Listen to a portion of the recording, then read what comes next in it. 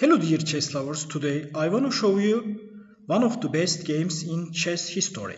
This game was played between Frank PARR and George Wheatcroft in London Chess Club Championship in 1938.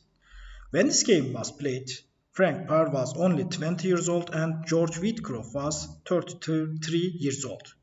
Frank PARR died in 2003 when he was 85 years old, and George Wheatcroft died in 1987 when he was 82 years old. Both of them were two of the strongest chess masters in correspondence chess, and Frank PARR was 4 times and George Wheatcroft was 1 time British correspondence chess champion. Let's see this party. White Frank PARR, black George Wheatcroft. White played d4, queen's pawn opening, knight f6, Indian game, c4, after g6, king's Indian defense, g3, bishop g7, bishop g2, fianchetto variation, d5. Now the opening called Neo-Grunfeld defense because of black's fourth move, d5. After c takes d5, knight takes d5. Instead of playing e4 and attacking central knight, white plays knight c3, knight takes knight, b takes knight, and c5, attacking central pawn, e3, defending center, and the bishop is looking at his pawn, but white has a choice of bishop a3 developing move. Castle short, knight jumps to e2, knight c6, castle short, c takes d4, c takes d4, e5, attacking d4 central pawn.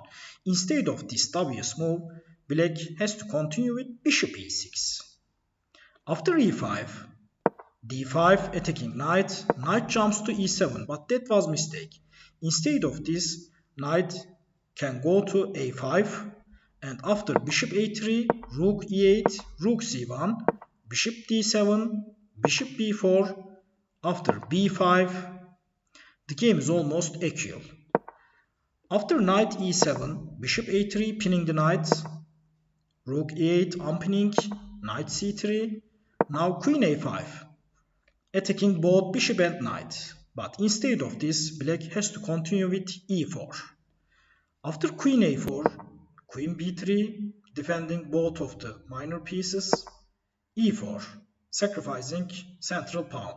Instead of this, black has to continue with bishop d7 and connecting his rooks. After e4, knight takes c4, knight takes d5, and rook a to c1, but that was mistake. Instead of this, white has to continue with knight g5 and pinning the knight, also attacking f7 weak pawn. After knight a to c1, bishop e6, now bishop is looking at white's queen. White ignored this trade and counter-attacking black's queen, rook c5. Queen goes to b6, wanted to exchanging queens, rook b5, attacking queen again, queen goes to a6, but that was mistake. Instead of this, black has to continue with knight takes e3. Discovered attack to white's queen. After queen b4, knight c2, attacking queen again, rook takes b6, a takes b6. Instead of taking queen, queen d2 and knight takes a3. Although white has queen against black's rook and bishop, black has bishop pair.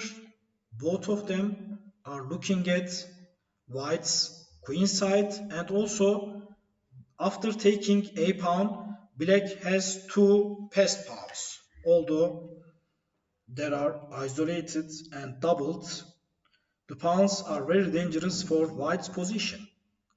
In the game, after queen a6, knight jumps to c5, attacking black queen again.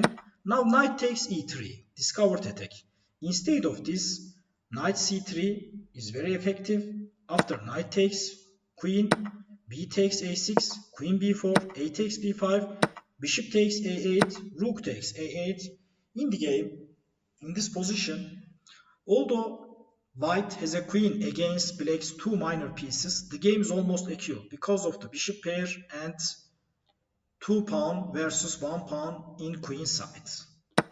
After knight takes e3, knight takes e6, knight takes f1, knight g5. Now queen and knight are both attacking f7. Also, black knight is hanging. Black knight goes to d2, queen takes f7, check, king has to go h8. Now bishop d5. White straight is sacrificing queen after rook takes, knight f7, smothered mate. So black played h6 for his king.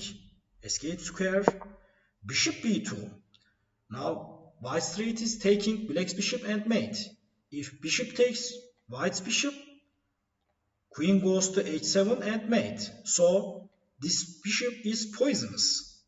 Rook g8, defending bishop. Queen retreated to d7. Queen is now defending his rook. If black takes knight, queen goes to h3 and mate.